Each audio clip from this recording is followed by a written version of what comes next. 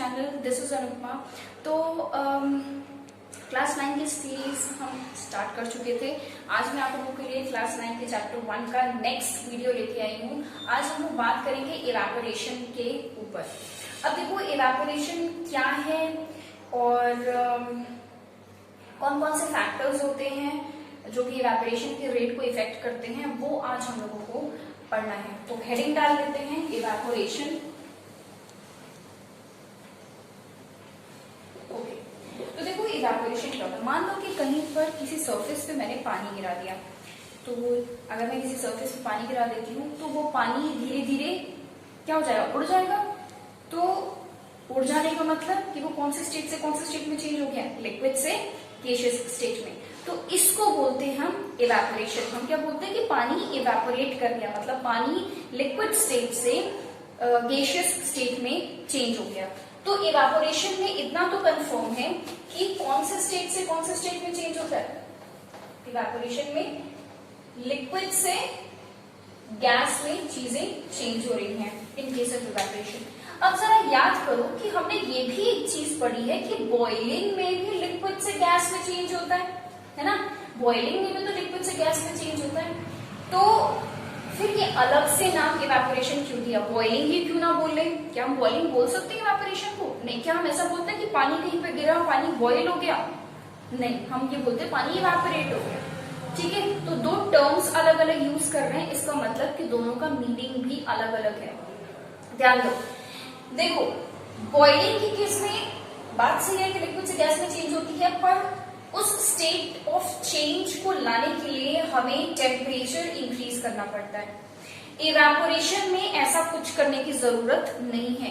कहीं पर अगर पानी गिर गया है तो वो पानी अपने आप लिक्विड से गैस में चेंज हो जाएगा। You don't need to go and boil it. ऐसा कभी होता है क्या? नहीं ना। तो बॉइलिंग में लिक्विड से गैसियस स्टेट में चेंज हो रहा है, बट टेम्परेचर इंक्रीज करने के बाद। और ये टेम्परेचर कब तक इंक्रीज करना है? Till the boiling point of the liquid. जब तक लिक्विड का बॉइलिंग पॉइंट रीच नहीं होगा तब तक वो बॉइल नहीं करेगा। इस बारे में हम लोग बहुत डिटेल में बात कर चुके हैं प्रीवियस वीडियोज में। आज हम लोगों को इवेपोरेशन में बात करनी है। तो देखो इवेपोरेशन में ऑब्वियसली अगर आपने कहीं पानी गिरा दिया तो आप उसको बॉइल नहीं कर रहे हो, आप उसका टेम्परेचर इंक्रीज नहीं कर रहे हो। मतलब कि टेम्परेचर, अगर पानी की ही बात कर ले, पानी कहीं पर गिरा है तो मुझे उसको 100 डिग्री सेल्सियस तक पहुंचाने की जरूरत ही नहीं है। वो नॉर्मल रूम टेम्परेचर पे ही गैसियस स्टेट में चेंज हो जाएगा। मतलब 100 डिग्री सेल्सियस से पहले ही, मतलब बॉइलिंग पॉइंट से ही पहले ही। तो evaporation is a process in which a liquid gets converted into gaseous state before its boiling point. और वहीं बॉइलिंग में क्या होता है कि a liquid gets converted into gaseous state at its boiling point. ठीक है, तो इवेपोरेशन की अगर हमें डेफिनेशन बोलनी होगी तो हम यही लिखेंगे कि evaporation is a process in which a liquid gets converted into gaseous state before its boiling point. Next हमारा जो हमको इंपॉर्टेंट चीज पढ़नी है वो ये है कि इवेपोरेशन और बॉइलिंग में डिफरेंस क्या है, और ये क्वेश्चन पूछा भी जाता है। तो देखो ये मान लीजिए कि मैं यहाँ पे इवेपोरेशन के कुछ पॉइंट्स लिखूंगी, डिफरेंसेस, और यहाँ पर हम बॉइलिंग के कुछ डिफरेंसेस लिख लेते हैं। बॉइलिंग, ठीक है। Now let's see the difference. पहला डिफरेंस तो भाई इवेपोरेशन और बॉइलिंग की डेफिनेशन ही हो जाएगी। तो पहला क्या है कि आप लिख लें इस चीज को मेरे साथ साथ, a process in which a liquid gets converted into gas before its boiling point. Okay? Boiling में क्या हो जाएगा? A process in which a liquid, is it Q, gets converted into gas at its boiling point. ठीक है, this is the first difference between evaporation and boiling. Next difference देखो, जो evaporation है it is a slow process. ठीक है, एक slow process है, और जो बॉइलिंग होता है वो एक फास्ट प्रोसेस होता है, ठीक है, फास्ट प्रोसेस होता है ऑब्वियसली। अब मैं आपको बोलूं कि मान लीजिए मैंने आपको 2 पतीले दे दिए, ठीक है, फिल्ड विद वाटर, बोथ पतीलास आर फिल्ड विद वाटर। मैं बोलती हूँ कि एक को गैस में चेंज करो थ्रू इवेपोरेशन और एक को गैस में चेंज करो थ्रू बॉइलिंग। आपने बॉइलिंग वाले प्रोसेस के लिए आपने पतीले को गैस स्टोव पे रख दिया और इवेपोरेशन के लिए आपने मान लो उसको धूप में रख दिया। कौन सा जल्दी कौन सा जल्दी गैस में चेंज हो जाएगा? इवेपोरेशन वाला धीरे से चेंज होगा, मतलब कि उसको बहुत टाइम लगेगा गैस में चेंज होने के लिए। और बॉइलिंग के केस में जो हमने पानी लिया है वो बहुत जल्दी गैस में चेंज हो जाएगा। तो it is a fast process and it is a slow process. एक और डिफरेंस है वो ये है कि इवेपोरेशन को हम बोलते हैं कि ये एक सरफेस फिनोमेना है, सरफेस फिनोमेना है, और वहीं हम बॉइलिंग को बोलते हैं कि ये एक बल्क फिनोमेना है। नाउ द क्वेश्चन इज कि ये बल्क फिनोमेना क्या होता है और ये सरफेस फिनोमेना क्या होता है।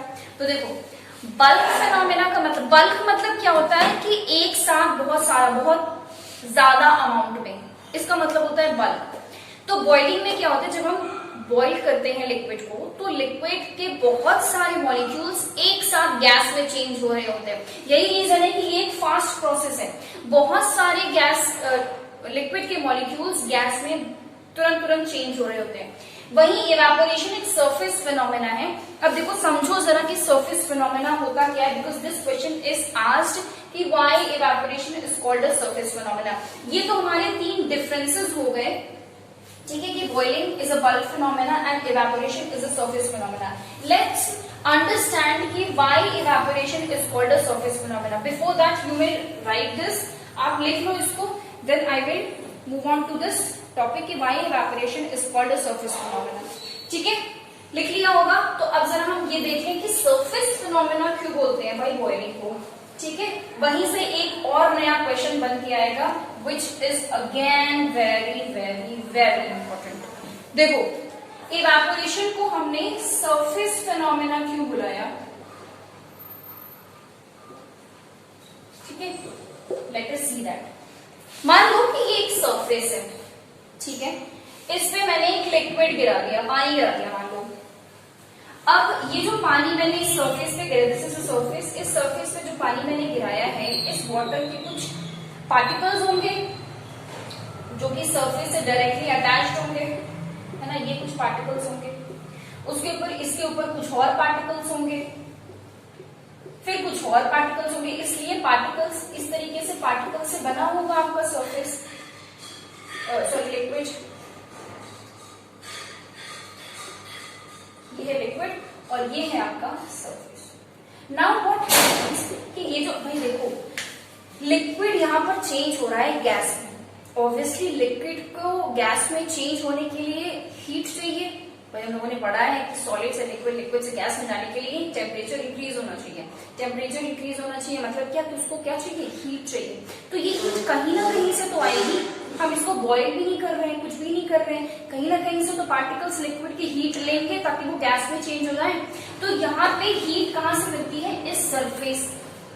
तो ये जो पार्टिकल्स जो कि डायरेक्टली सरफेस से अटैच्ड हैं, ये पार्टिकल्स सबसे पहले हीट को एब्जॉर्ब करने लगते हैं फ्रॉम द सरफेस। जैसे जैसे उनका वो हीट एब्जॉर्ब करती जाएंगे और उनका टेम्परेचर इंक्रीज होता जाएगा, वैसे वैसे ये जिसमें गैस में चेंज होते चले जाएंगे। तो सबसे पहले ये सरफेस से जो पार्टिकल्स अटैच्ड है, सबसे पहले ये गैस में चेंज हो जाते हैं। जब ये गैस में चेंज हो जाएंगे तो ये वाला जो पार्टिकल्स है वो तो गायब हो गया। अब कौन से पार्टिकल्स डायरेक्टली अटैच्ड होंगे, ये जो इसके जस्ट ऊपर थे। Now these particles will absorb heat from the surface and will convert into gas. So slowly ऐसे ही होता है कि पहली वाली जो लेयर होती है पार्टिकल्स की, वो पार्टिकल्स एब्जॉर्ब करते हैं हीट को सरफेस से। उसके बाद फिर जब वो इवेपोरेट हो जाते हैं, फिर दूसरी लेयर के पार्टिकल्स एब्जॉर्ब करते हैं heat. So this is how evaporation takes place. तो इवेपोरेशन के प्रोसेस में सरफेस का बहुत ज्यादा इंपॉर्टेंट रोल है, क्योंकि इसी सरफेस से इवेपोरेशन में हीट मिल रही है पार्टिकल्स को, जिसकी वजह से वो गैस में कन्वर्ट हो जाते हैं। That is why surface phenomena हम इवेपोरेशन को बुलाते हैं, because heat is absorbed from the surface. I hope this is clear. Now एक और पॉइंट यहाँ पर है कि जो आप लोगों ने देखा होगा कि चलो एग्जाम्पल से समझाते हैं। पहले एग्जाम्पल मैं आप लोगों के सामने रख दूं, उसके बाद आई विल एक्सप्लेन। देखो, आप लोगों ने देखा होगा कि गांव में आप लोगों ने देखा होगा कि लाइट यूजुअली नहीं रहती है, तो हम लोग छत पे सोते हैं। तो छत पे सोने से पहले आप लोगों ने देखा होगा कि छत की धुलाई की जाती है, छत पे पानी गिराया जाता है। क्यों? ताकि छत ठंडी हो जाए। बहुत कॉमन सी चीज है। ये छत ठंडी कैसे हुई, क्यों हुई? भाई इसके पीछे कुछ ना कुछ तो रीजन होगा, ठीक है? तो इसके पीछे रीजन क्या है? इवेपोरेशन। एक और एग्जांपल, आपने देखा होगा कि जब हम नेल पेंट को रिमूव करने के लिए थिनर यूज करते हैं, तो उस थिनर में जब वो नेल्स पे लगती है तो हमें ठंडा फील होता है ना? वो किस वजह से हो रहा है? That is also because of evaporation. ठीक है, तो ये कुछ एग्जाम्पल्स हैं, धीरे धीरे करके एक्सप्लेन कर रही हूं। देखो, इसका मतलब ये हुआ कि इवेपोरेशन से चीजें ठंडी होती जाती है, मतलब evaporation leads to cooling. Evaporation leads to cooling. ठीक है, अब क्वेश्चन है कि कैसे? तो देखो, अभी मैंने बताया कि जो सरफेस जो हीट है पार्टिकल्स को, वो कहां से मिलती है? सरफेस से। तो भाई अगर ये कोई सरफेस है, ठीक है, और इस पे मैंने कुछ पार्टिकल्स, कोई लिक्विड गिराए हैं, ये लिक्विड के पार्टिकल्स हैं, ये पार्टिकल्स क्या कर रहे हैं? धीरे धीरे सरफेस की सारी हीट खींच रहे हैं कि नहीं? एब्जॉर्ब कर रहे हैं, ताकि वो किसमें चेंज हो जाए? गैस में चेंज हो जाए। धीरे धीरे सारी हीट एब्जॉर्ब कर रहे हैं, तो कुछ समय बाद सरफेस की हीट कम हो जाएगी। सारी हीट तो पार्टिकल्स खींच ले रहे हैं ना, एब्जॉर्ब कर ले रहे हैं, तो कुछ टाइम बाद सरफेस की जो हीट है, अमाउंट ऑफ हीट सरफेस में जो है, वो क्या हो जाएगा? डिक्रीज हो जाएगा। This is the same thing what happens जब हम छत की धुलाई करते हैं। तो जब हम छत की धुलाई करते हैं तो क्या होता है? हमने पानी डाला, अब वो पानी क्या करेगा? छत की सरफेस से हीट एब्जॉर्ब करेगा, क्योंकि छत तो बहुत ज्यादा गर्म होती है, दिन भर धूप में तपी होती है छत, तो छत का सरफेस तो बहुत ज्यादा गर्म है। वहां से पार्टिकल्स, पानी के पार्टिकल्स हीट को एब्जॉर्ब करते हैं और इवेपोरेट हो जाते हैं। तो जब उन्होंने हीट एब्जॉर्ब किया, इवेपोरेट हो गए, तो उस केस में जो सरफेस की हीट है, छत की जो हीट है, वो रिड्यूस होती चली जाती है। इसलिए हम बहुत सारा पानी गिराते हैं, ताकि वो फट से हीट को एब्जॉर्ब करे और इवेपोरेट हो जाए, और ताकि छत ठंडी हो जाए। सेम इज द केस जब हम नेल पेंट रिमूवर्स यानी कि थिनर यूज करते हैं। उस केस में क्या होता है कि जो थिनर होता है उसमें एसीटोन होता है। Now this acetone gets evaporated very easily, बहुत जल्दी इवेपोरेट हो जाता है। ठीक है, तो हमारी स्किन से हीट मिलती है एसीटोन के पार्टिकल्स को। ठीक है, जैसे हमारा स्किन का जो सरफेस है, उस सरफेस से वो क्या करते हैं? हीट को एब्जॉर्ब कर लेते हैं और इवेपोरेट हो जाते हैं। इसीलिए उतने एरिया में हमें कूलिंग फील होती है। ठीक है, कूलिंग का इफेक्ट हमें फील होता है। तो this is some of the examples जिसमें कि सेम यही चीज होती है पसीने, जब हमको स्वेटिंग होती है तब। तो जब हमको स्वेटिंग होती है तो हमारी स्किन पे पसीना गिरा होता है, that is also liquid, it can get evaporate. तो अब क्या होता है कि वो हीट को एब्जॉर्ब करता है from the surface of our skin, तो उतने दूर हमें कूलिंग फील होता है। तो यानी कि यहाँ पर evaporation leads to cooling. Now you have understood, because heat is being absorbed from the surface. Surface की सारी हीट तो एब्जॉर्ब हो गई इवेपोरेट कराने में। ठीक है, तो फिर अब कुछ बचा कहाँ? अब धीरे धीरे हीट कम होती चली जाएगी और सरफेस हमारा ठंडा होता चला जाएगा। ठीक है, तो इवेपोरेशन लीड्स टू कूलिंग, ये कुछ एग्जांपल्स मैंने आप लोगों को बता दिए। अब नेक्स्ट जो है वो हम नेक्स्ट इंपॉर्टेंट टॉपिक पे चलते हैं, और वो है कि what are the factors that effect the rate of evaporation. ठीक है, factors affecting rate of evaporation। हमारे पास कुछ 4 फैक्टर्स हैं। ठीक है, ये वो फैक्टर्स हैं जिसको बढ़ाने या घटाने पे हम इवेपोरेशन का रेट डिक्रीज और इंक्रीज कर सकते हैं। तो सबसे पहले तो मैं चारों फैक्टर्स आप लोगों को बता दूं। पहला फैक्टर है टेम्परेचर। ठीक है। दूसरा है हमारा सरफेस एरिया, तीसरा है ह्यूमिडिटी, और फोर्थ है हमारा विंड स्पीड। विंड स्पीड, ठीक है। अब एक एक करके देखते हैं कि बढ़ाने से या घटाने से फैक्टर्स को रेट ऑफ इवेपोरेशन पे क्या इफेक्ट पड़ता है। तो सबसे पहले देखो टेम्परेचर, बहुत कॉमन सेंस वाली बात है कि when we will increase the temperature then definitely rate of evaporation will increase, because जब आप टेम्परेचर इंक्रीज करते हो, सरफेस का टेम्परेचर अगर आप इंक्रीज कर रहे हो तो सरफेस गर्म हो जाएगी, उसमें हीट ज्यादा होगी, और जब आप उसमें कोई लिक्विड गिरा दोगे तो लिक्विड के पार्टिकल्स ज्यादा से ज्यादा हीट को एब्जॉर्ब कर पाएंगे।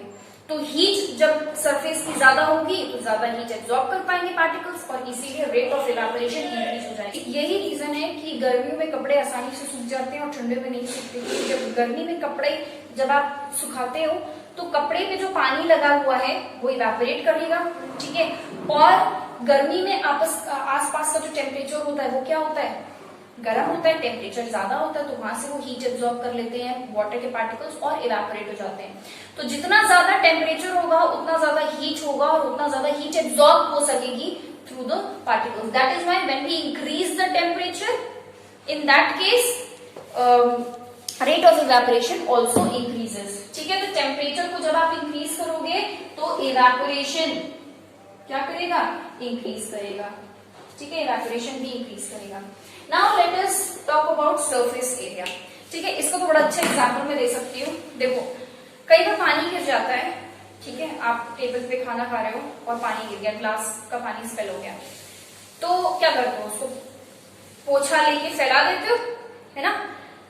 तो आपने फैला दिया, मतलब क्या किया, you have increase the surface area, ठीक है।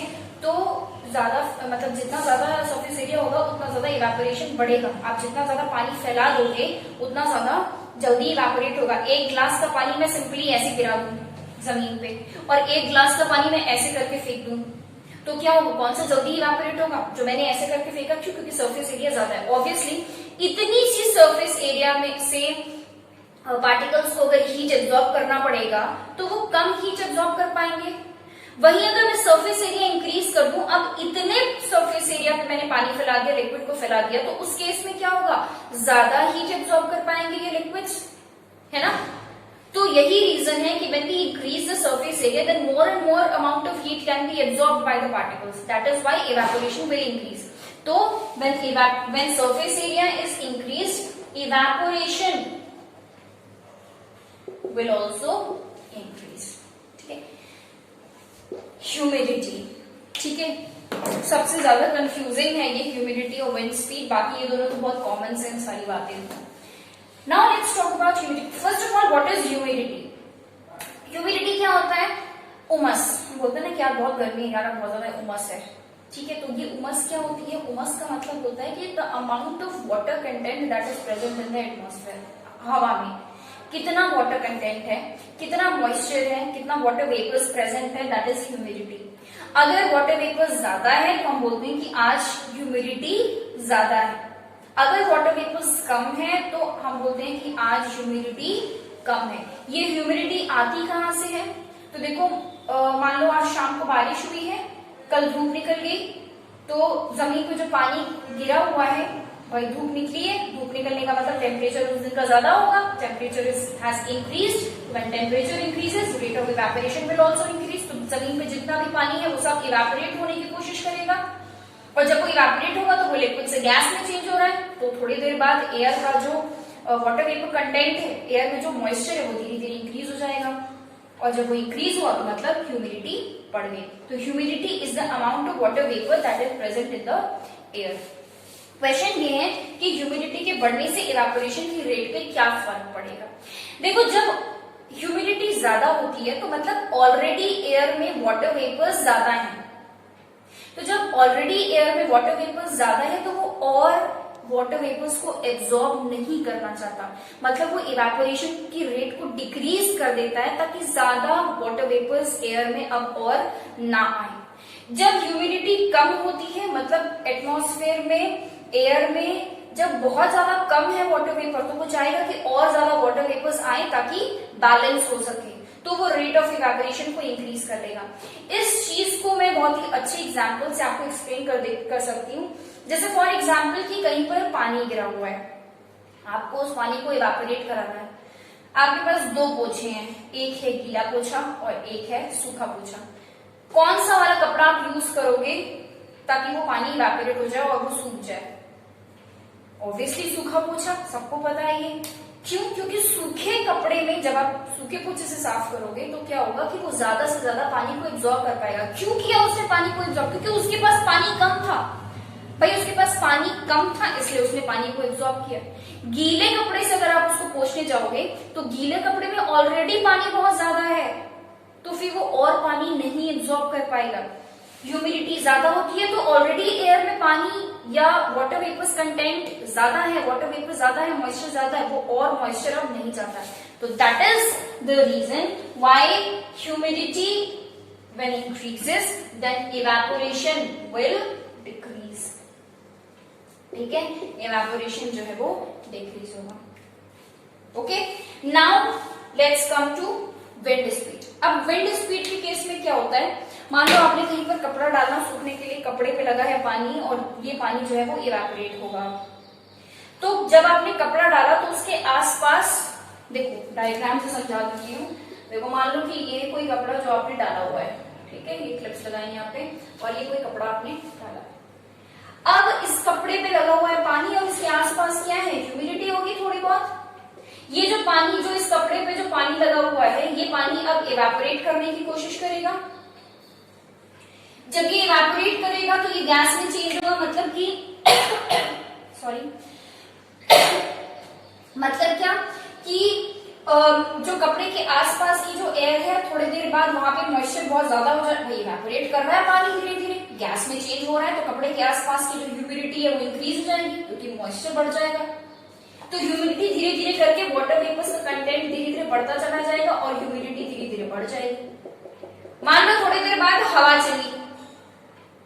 चली और हवा अपने साथ सारा का सारा मॉइस्चर उड़ा ले गई। जब सारा का सारा मॉइस्चर को लेके चली जाएगी तो ह्यूमिडिटी अब थोड़ी कम हो जाएगी, वाटर वेपर्स अब कम होने लगे। जैसे ही वाटर वेपर्स कम हुए, ह्यूमिडिटी कम हुई, इवेपोरेशन बढ़ जाएगा। अब ज्यादा से ज्यादा इवेपोरेशन होगा, ज्यादा से ज्यादा पानी जो है वो गैस में चेंज होगा। फिर थोड़ी देर बाद कपड़े के आसपास की ह्यूमिडिटी इंक्रीज होने लग जाएगी, पानी बढ़ने, वाटर वेपर्स बढ़ने लग जाएंगे। फिर एक हवा चलेगी और सारा का सारा मॉइस्चर चला जाएगा, फिर इवेपोरेशन इंक्रीज होगा। So this goes on. तो विंड स्पीड के केस में क्या होता है कि जैसे ही हवा चलती है तो वो उतने दूर का एरिया जो है, उतने दूर के एरिया का ह्यूमिडिटी डिक्रीज कर देती है। ठीक है, मॉइस्चर को अपने साथ लेके चली जाती है। तो जैसे ह्यूमिडिटी डिक्रीज होगी वैसे इवेपोरेशन इंक्रीज हो जाएगा। तो मतलब कि जब हवा ज्यादा चलेगी, विंड स्पीड ज्यादा होगा, तो इवेपोरेशन भी ज्यादा होगा। ठीक है, इसका एग्जांपल हम लोग डेली एक्सपीरियंस करते हैं। पसीना होता है, स्वेट होता है, हम क्या करते हैं, फैन के नीचे खड़े हो जाते हैं। तो जब हम फैन के नीचे खड़े हो जाते हैं तो ठंडा लगता है, कूलिंग इफेक्ट आता है। तो ऐसा क्यों हुआ? क्योंकि जब आपके स्किन पर लिक्विड है, ठीक है, तो वो लिक्विड अब इवेपोरेट करेगा, स्वेट इवेपोरेट करेगा। फैन के नीचे खड़े हो जाओगे तो इवेपोरेशन की स्पीड इंक्रीज हो जाएगी क्योंकि विंड स्पीड बढ़ी, इवेपोरेशन होने लग जाएगा, जल्दी इवेपोरेशन जल्दी होगा। जितना ज्यादा इवेपोरेशन होता है उतना ज्यादा कूलिंग इफेक्ट होता है। अभी जस्ट इस टॉपिक के पहले पढ़ा है कि इवेपोरेशन लीड्स टू कूलिंग, ज्यादा इवेपोरेशन ज्यादा कूलिंग। पंखे के नीचे खड़े हो गए, इवेपोरेशन की स्पीड बढ़ गई, इवेपोरेशन का रेट बढ़ गया, तो कूलिंग का इफेक्ट भी बढ़ जाएगा। ठीक है, तो ये रहे हमारे 4 factors that effect the rate of evaporation. तो आज मैं अपनी वीडियो यहीं एंड कर रही हूँ और नेक्स्ट वीडियो में, अभी देखो हम लोगों ने main topics of this chapter has been covered, मतलब चैप्टर एक तरीके से खत्म हो गया है।